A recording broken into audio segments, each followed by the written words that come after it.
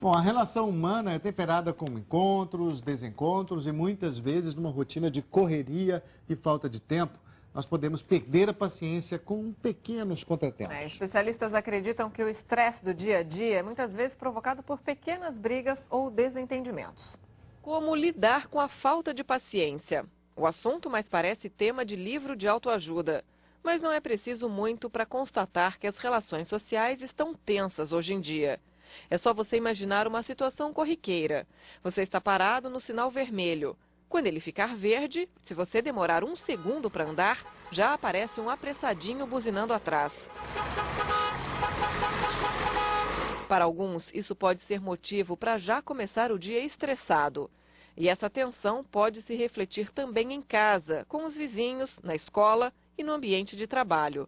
Especialistas no assunto afirmam que esse estresse todo é provocado em grande parte por relacionamentos humanos mal resolvidos. O pavio curto de alguns e a falta de educação de outros podem resultar em relações explosivas.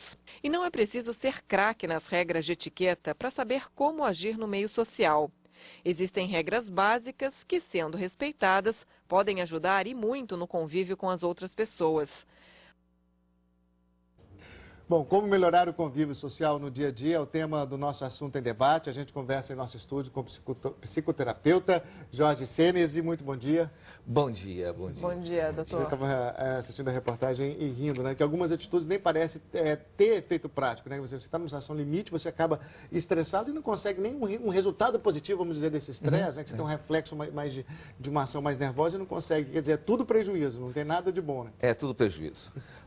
Esse tipo de coisa, a impaciência, a irritação, é o resultado de anos e anos de repressão de raiva, né? A raiva é uma emoção que é natural no ser humano. Ela vem desenvolvida há milhões de anos pelo nosso processo de evolução e ela serve para sinalizar que invadiram o nosso espaço, o nosso território, nossa área sem nossa autorização. Mas como a sociedade não aceita a raiva, mas as pessoas que sentem raiva de alguma forma são tidas como desequilibradas ou instáveis, né? Então acaba desenvolvendo formas que são substitutas da raiva. Aí entra a mágoa, entra a tristeza, entra a mágoa, entra o ressentimento, entra o ódio, né? E entra a irritação e a falta de paciência, que nada mais é do que raiva guardada ao longo desse tempo todo. E essa falta de paciência também, muitas vezes, o que piora a situação é quando ela é aliada à falta de educação, né? Aí vira realmente uma combinação explosiva. Isso. As pessoas não tiveram uma educação para a vida emocional. Educação emocional, digamos assim, né? Nós temos uma experiência que nos ensinam, né, na escola, usar a razão, usar a nossa capacidade de entender as coisas, mas a reação emocional ela não é educada, ela é reprimida, né, na família e na escola. Mas como lidar com esses momentos, isso advém de um processo, deve começar muito cedo, não batendo tapinha na mão da criança quando ela bate na mamãe pela primeira vez, né, porque tirou a chupeta ou um brinquedo, mas através de um processo de entender os limites, que é um processo lento, não se ensina de uma vez só. Pois é, Jorge, depois de crescidos, eu queria saber qual é o seu bom conselho para as pessoas exercitarem a tolerância, exercitarem o autocontrole para tornar o convívio social mais agradável, né? Bom dia. Bom dia, Ana.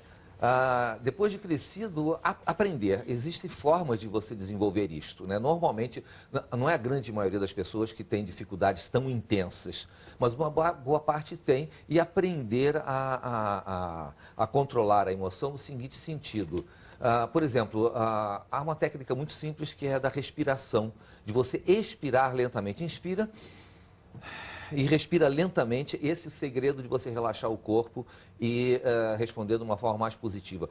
E aprender a dar, é uma questão de valores, dar atenção a outra pessoa. Nós estamos vivendo uma sociedade em que o eu está em primeiro lugar, né? As pessoas querem ter razão, as pessoas querem ter vez, as pessoas têm nos seus compromissos o mais importante do dia.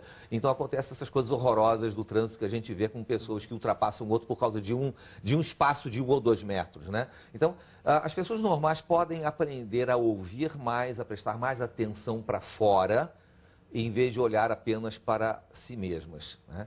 Quando a situação, e existem algumas pessoas que têm realmente esse tipo de resposta incontrolável, aí é realmente uma questão de apelar para a psicoterapia. E existem hoje técnicas extremamente rápidas que em pouquíssimo tempo, questão de 1 hora ou 2, resolvem essa questão, como a terapia da linha do tempo, o relaxamento emocional instantâneo, que são técnicas que ajudam pontualmente essas questões e muito efetivamente. Não precisa muito tempo para resolver esse acúmulo emocional que as pessoas têm.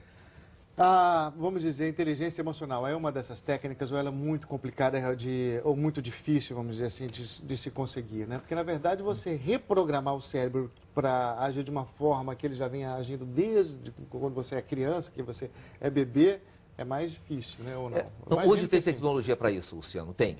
Efetivamente tem. E não é conhecida, infelizmente, mas hoje você pode reprogramar um cérebro acostumado a manifestar raiva, como eu disse, em 1 ou 2 horas. A técnica em si demora 10 minutos. Né? Mas a conversa, a preparação é que leva um pouquinho mais. Mas a questão da inteligência emocional é um estudo a respeito da presença da emoção na vida pessoal e nas relações. Né? Ela não tem uma técnica, assim, propriamente dita. O que nós temos são hoje técnicas que a tecnologia nos últimos 30 anos vem desenvolvendo e que permitem essa administração. Quando é o caso de emoções extremamente fortes e descontroladas das pessoas, intervir e mudar essa programação. Hoje isso é realmente fácil e rápido. A gente tem essas possibilidades com várias técnicas, como eu falei, com a linha do tempo, com o relaxamento e outras que atuam na programação. É como se a gente tivesse acesso ao software mental. Então você pode mudar isso literalmente de uma maneira muito rápida e extremamente eficaz. Isso já há bastante tempo tem se visto, né? Jorge, a percepção geral é de que as boas maneiras estão sendo esquecidas no dia a dia, né? As relações sociais estão cada vez mais tensas no trânsito, no convívio familiar, no trabalho, a gente viu na nossa reportagem. Qual é a sua explicação para a gentileza, para o sorriso, para o bom dia, para aquelas palavrinhas, né? Muito obrigada, estarem cada vez mais raros? Eu não sei se eu tenho uma explicação para isso, porque há uma multidão de fatores que hoje estão presentes, né? Na década de 70 se previa que em algumas poucas décadas as pessoas estariam trabalhando menos. Né? O que nós vimos foi exatamente o contrário. Né? As pessoas teriam mais lazer, e o que nós estamos vendo é exatamente o contrário. Que as pessoas se encontrariam mais e as pessoas hoje cada vez mais se conectam através de telefone, menos de telefone, né? E pela internet. Então você tem hoje um pequeno contato social, o aprendizado social ele é pequeno. Os pais têm pouco tempo, inclusive, para conviver socialmente com os filhos e ensinar as boas maneiras e a cordialidade, que são virtudes que poderiam estar presentes.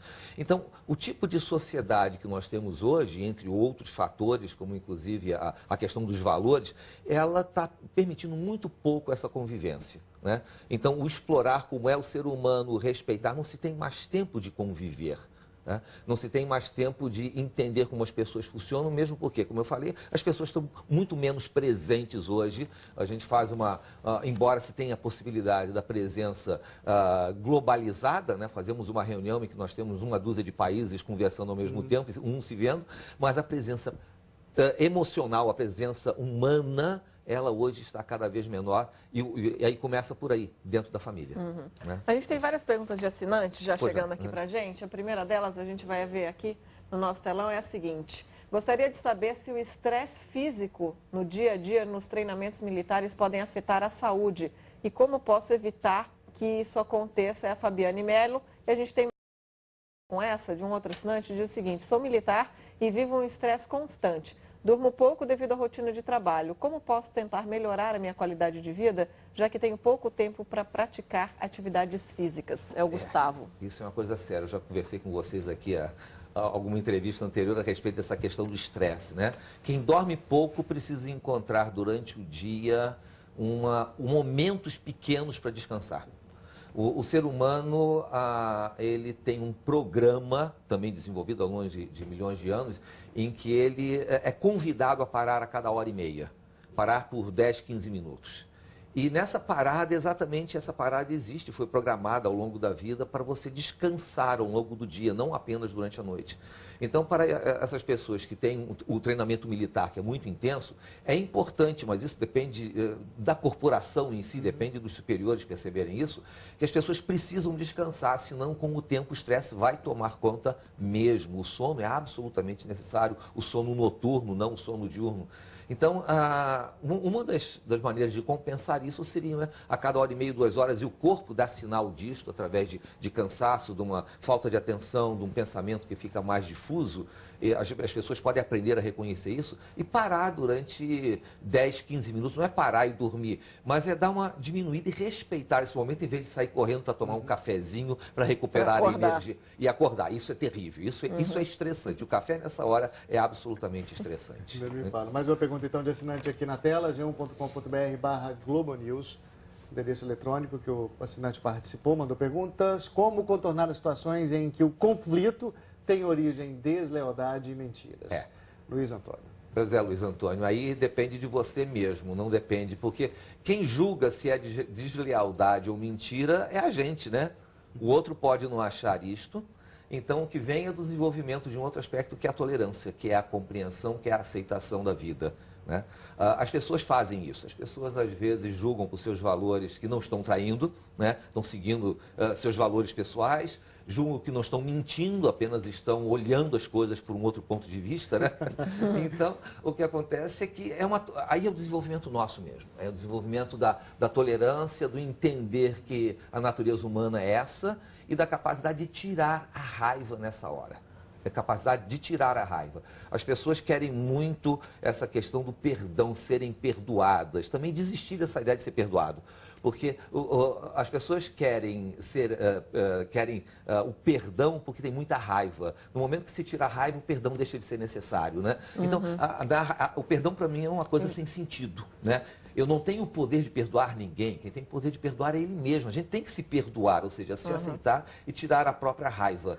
Essa é que é a questão. Perdão é uma convenção social, inclusive diminui o próprio ser humano, porque dá a outro o poder dele tirar alguma coisa que é minha, que é o meu sentimento de culpa. E ninguém tem esse poder. Eu é que posso tirar o poder de mim mesmo. Né? Então, eu voltar-se para dentro, tirar a raiva, eliminar esse sentimento e poder seguir adiante, mesmo num mundo que tem mentiras e que tem intolerâncias e que tem invasões na nossa vida pessoal. Mas isso é bastante difícil, né, doutor? A gente tem mais perguntas aqui de assinante, vamos ver as próximas. É o seguinte, acredito que o maior estresse está relacionado ao desemprego, violência e injustiças. O que podemos fazer para enfrentar esses problemas? É a pergunta do Rogério. E a gente tem mais uma aqui na sequência, que é a seguinte. O modo como encaramos a vida determina a nossa saúde? O Flávio que pergunta. Sim, Flávio, respondo a você primeiro. Diretamente, sim. Sim, sim, sim. A qualidade de saúde que nós temos, as doenças, hoje já existe cada vez mais pesquisas demonstrando que saúde é questão de equilíbrio emocional. Todas as doenças, exceto aquelas que vêm de traumas físicos, né? E às vezes de vírus, elas têm origem em conflitos emocionais, sem dúvida nenhuma. Né? A outra questão é como lidar com essa questão das dificuldades da vida de hoje. Né? Desemprego, violência, entra muito para o equilíbrio pessoal mesmo. A gente acaba voltando a isso daí. Muitas pessoas não conseguem o emprego que desejam, são vítimas de violência por uma questão pessoal. Hoje a gente vê que quando as pessoas entram num processo de desenvolvimento de crença de que elas podem conseguir emprego, conseguem. Né? Então há vamos colocar uma espécie de mágica atuando no ser humano que ainda é inexplicável, mas que ocorre, a gente vê isso, que quando as pessoas têm uma ideia firme, muito sólida e muito equilibrada dentro de si, que vão conseguir determinadas coisas, elas conseguem, seja emprego, seja contato social, não importa. Sem dúvida, são vários aspectos aí para a gente trabalhar, né, doutor? Muito obrigado pela sua participação mais uma vez aqui com a gente na edição das 10, doutor Jorge Senes, e muito bom dia, até a próxima. Até a próxima, muito obrigado a vocês. Bom